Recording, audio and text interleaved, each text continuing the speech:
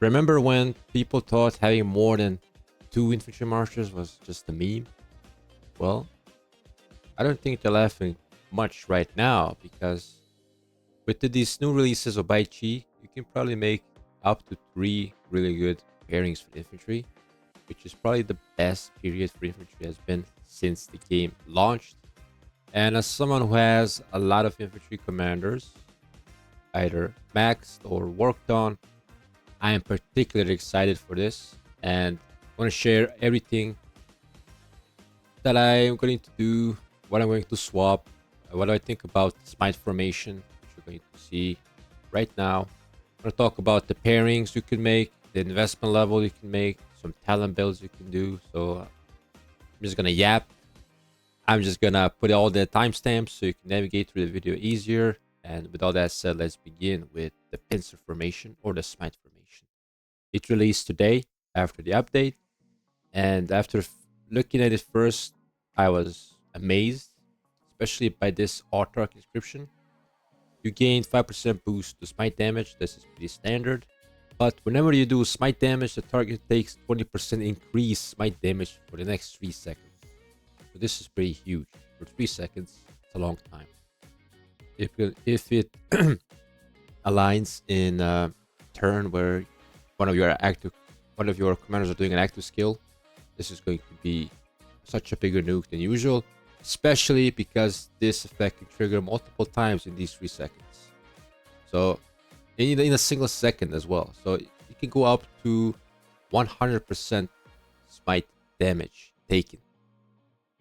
And it's only a 5-second cooldown. So it's a 3-second duration, 5-second cooldown. It's so much damage in such a short time. And it's going to stack up so much during the course of the battle. So it's a must-have. It's probably I think it's the best description in the Autarch shop by far. Better than, I mean, what are the choices really? You have Arch, who is notorious for having Destructive, which takes away Rage. And you all know how that is no in the current meta. And we have Hunter, which is, the standard 5% boost, but it's amplified most when you're targeting a single target. And in the field, you're rarely doing that. You want to attack as many targets as possible, as fast as possible. So even this has a cooldown. So otherwise, it's not looking so good. Now, when you look at the rare inscription on this one, it's a bit different.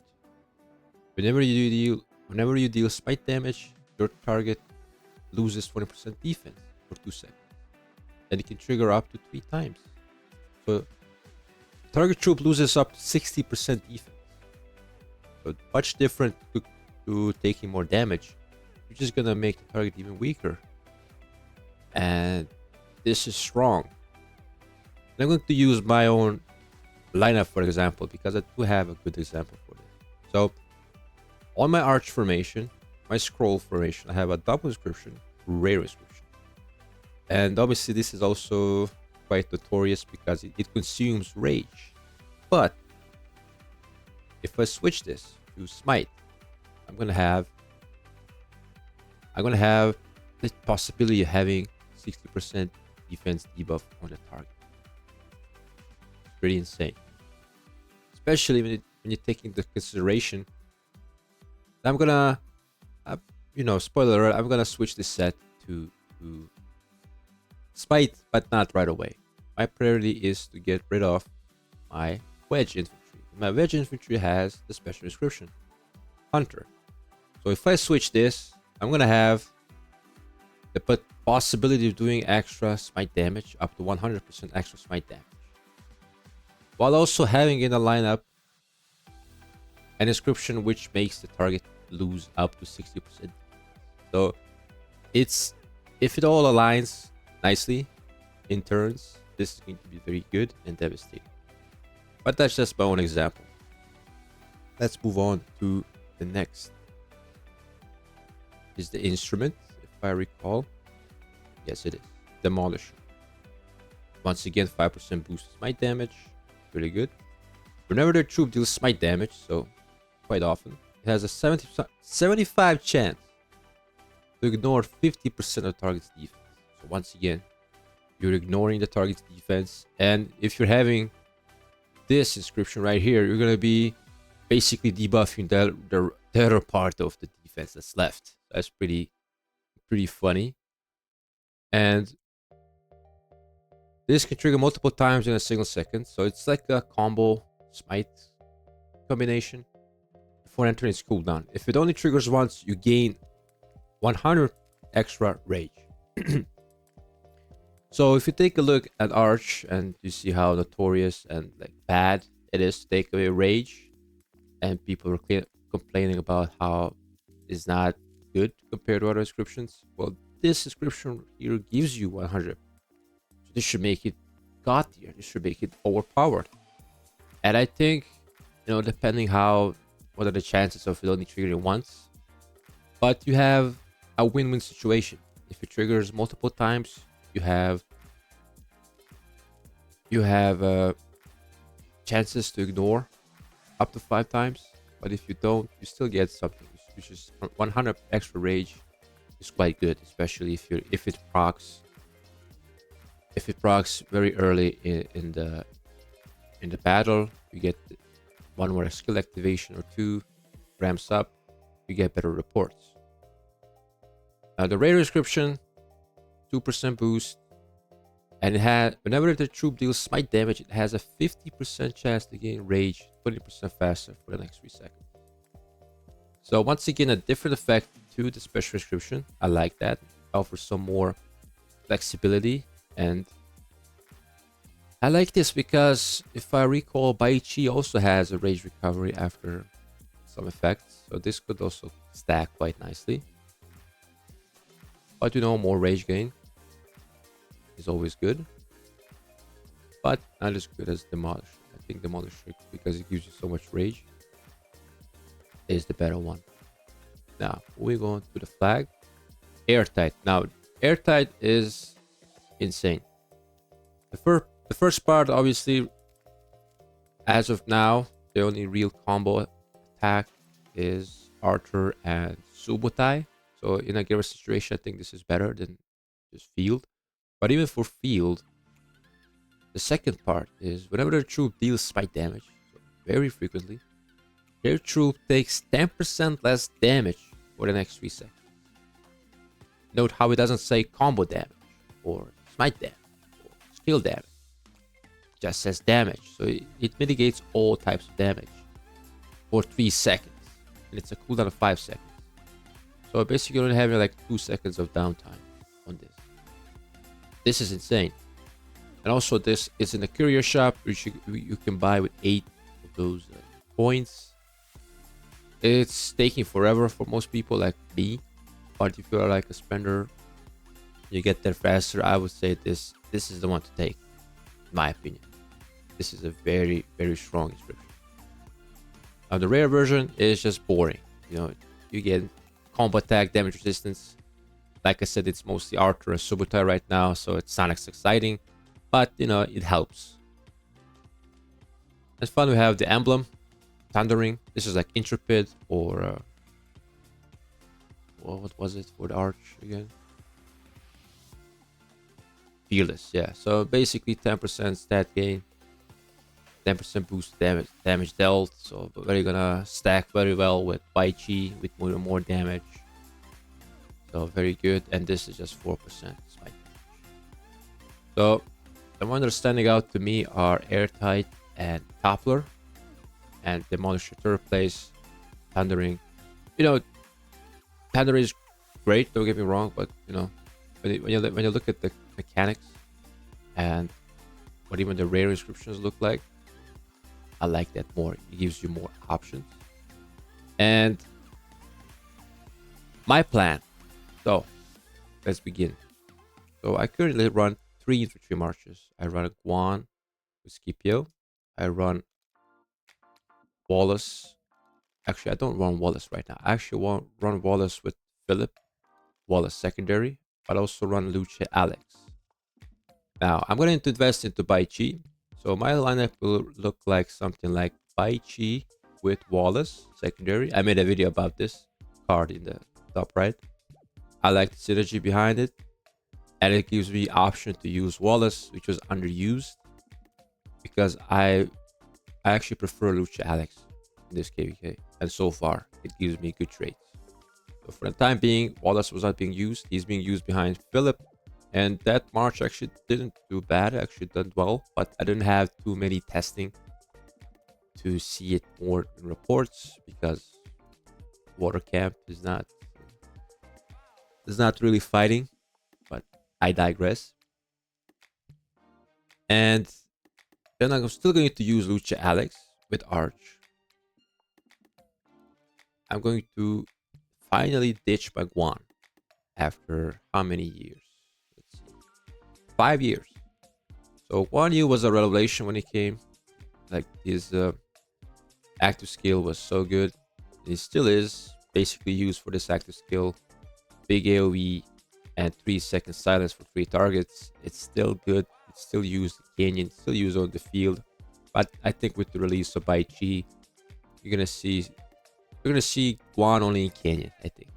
And even then it's questionable. But I'm going to switch my wedge infantry to Smite, and it's gonna take me 10, 15,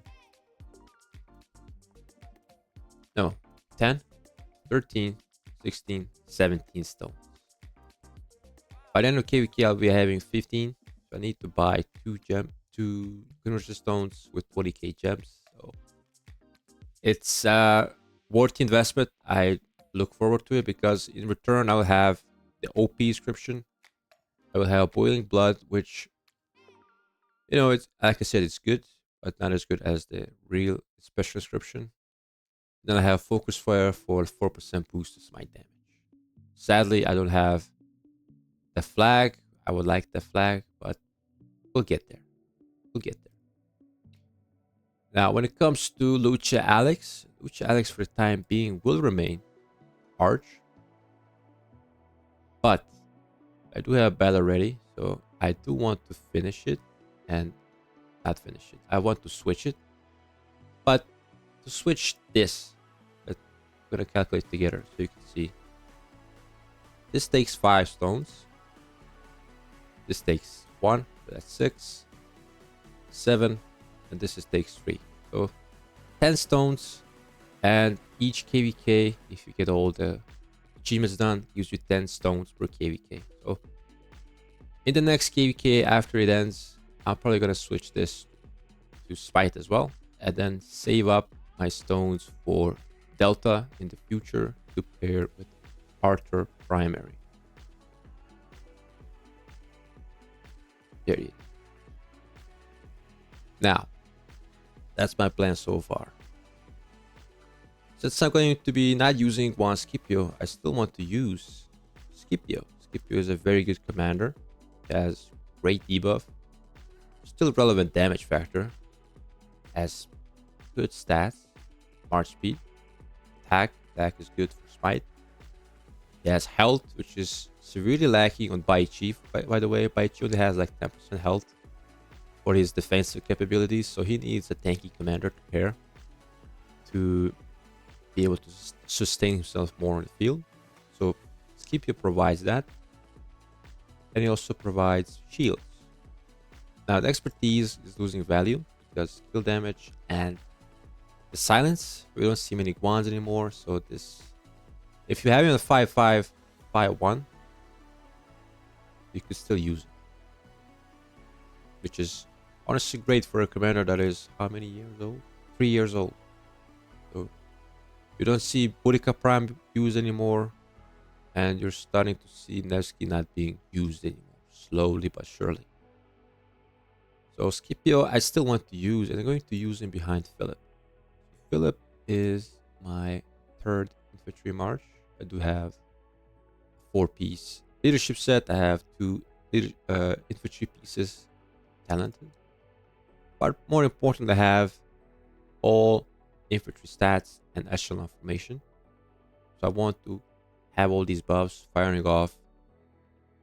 And obviously it won't trade as well as my other marches, but they're not there do it. Obviously, it won't trade bad because Scipio is still a beast. Philip is still a beast. This is a very tanky march. And I'm sure it will do just fine. And I'm probably going to be surprised by the results.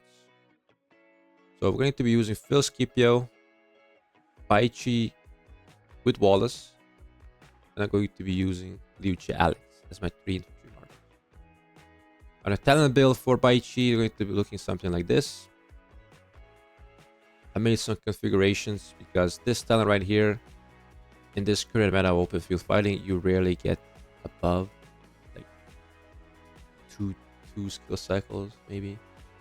So this doesn't give you that much in comparison because I'm trading 3 points here for 1 extra point here into damage to cavalry, which is one of the 2 most prominent types on the field. So 3% extra damage to them right from the start is already like much better.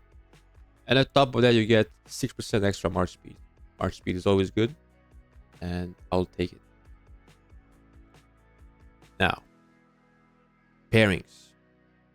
We go to the pairings, and I mentioned mine, but you could do so many pairings in this situation. Let's say you invest in Ragnar, and you're going to use him with Scipio still. You can still do that. You can still run Wedge. You can keep that set still. Ragnar Scipio, very tanky, a little bit slow, but you know, it gets the job done, and you can keep it for a long time. I think it's going to be like a one situation where you can keep that march, you know, for quite some time. But I've told you back, like if you're not sure about Ragnar and like you're unsure about having the next infantry commander, might be skill damage or smite. Turns out to be smite, so let's see how long will he be in the meta for, but certainly until the next release is going to be a part of the infantry lineup. But if you have Wallace and you skipped Ragnar like me, you could definitely do Baichi with Wallace and run Luce Alex. I'm assuming a lot of people have Alex because he's the old commander and you can work on him like from KVK 1 and earlier. So you can get him pretty much maxed by the time you reach Season of Conquest, and you can pair him with Luce. Luce is a commander you still want to max. Every single one of his skills is great, even expertise. Don't really have to spend much time talking about him. He's the GOAT. He's continued to be the GOAT, and probably the safest investment you could make from infantry, like all the way up to the expertise. Because I know it takes time to expertise commanders, and when you're being halfway there, you're being kind of unsure of whether I should continue or stay at this level of investment. Now, when it comes to investment for Baichi, I don't have him unlocked. Obviously, we don't have him yet, but a lot of people think like what you could do is just max his 2 skills, like 5-5-1-1, because the other 2 skills are related to the malice effects, which are situational, and the expertise is honestly not that great. It's mostly for Canyon, in my opinion, but we should see how it works. But I can see the argument why you shouldn't expertise if you don't want to. I think there is a valid argument there because his expertise is like Leonidas, but much better. So there's a lot of ifs in this expertise of his, so I can see why people are not being as excited. But you could probably still leave him at 5-5-1. You're going to do wonders, which is very good for people who are just entering Season of Conquest and they're trying to work on what's good right now to be able to catch up faster. So in that regard, if you come into Season of Conquest and you have Alex, I'm still not sure how Alex will perform with Baichi, like Baichi Alex, because Alex does have some defensive stats, and obviously his expertise makes 3 nearby enemy troops take 30% more damage. So this could work potentially, but it's obviously not the optimal pairing. You still want to use Lucia with Alex because Lucia has the extra basic attack and one extra combo attack, and you know, you simply have more chances to proc his second skill, which probably what makes this pairing viable even now in 2025. But if you don't have Ragnar, you still want to use Scipio, you can use Scipio Luce if you want. You could pair Ragnar with Philip, Ragnar with Scipio. You could pair, I mean, you could pair something like, no, actually, Luce Wallace, you could do it, but what would I leave you with Baichi? Like Baichi Scipio is honestly very interesting because, like I said, Scipio gives you a lot of defensive stats that he needs. He might be like a Scipio Luce 2.0. It might be something like that where there's no total synergy, but it works. That's just the way Scipio Luce worked, because Scipio would reduce the health. Then you hit him with 5 target AoE, so you could do something like that still. Especially if you have a wedge set still, you don't have the time or stones to convert to Smite. You could still use something like Scipio with Baichi. You use Lucia Alex. And then, so that's if you don't work on, if you didn't work on Wallace or Ragnar. So I think you could do something like that as well. And also, yeah, what I'm looking at here, I could do like maybe Pyrrhus. Like if you're just entering Season of Conquest, could you do something with Pyrrhus, with Baichi? Well, Baichi primary, this dude's secondary. For the next 3 seconds, this commander's troop deals 20% more normal damage. I think this will fall into, I think this will stay until Baichi does his active skill, so potentially buffs him as well. Once again, 10% health. Baichi needs that. 5% march speed, always good. While outside of Alliance territory, you deal even more normal damage, so this is also very good. If this commander troop is on the map, you gain 20% attack. Whenever the troop launches a basic attack, it has a 10% chance to gain a shield. So once again, some mitigation and sustain that Baichi needs. This commander troop takes 20% less skill damage, and it deals 10% more damage if it has a shield. So honestly, whenever this commander troop is hit with a basic attack, it has a 10% chance to reduce. Okay, not as exciting. But honestly, if you have like a Pyrrhus, I think this could even work. Like if you're just starting from Season of Conquest, you have Pyrrhus from the gold keys or whatever. You pair it with a 5/1 Baichi, and maybe you do some cooking there.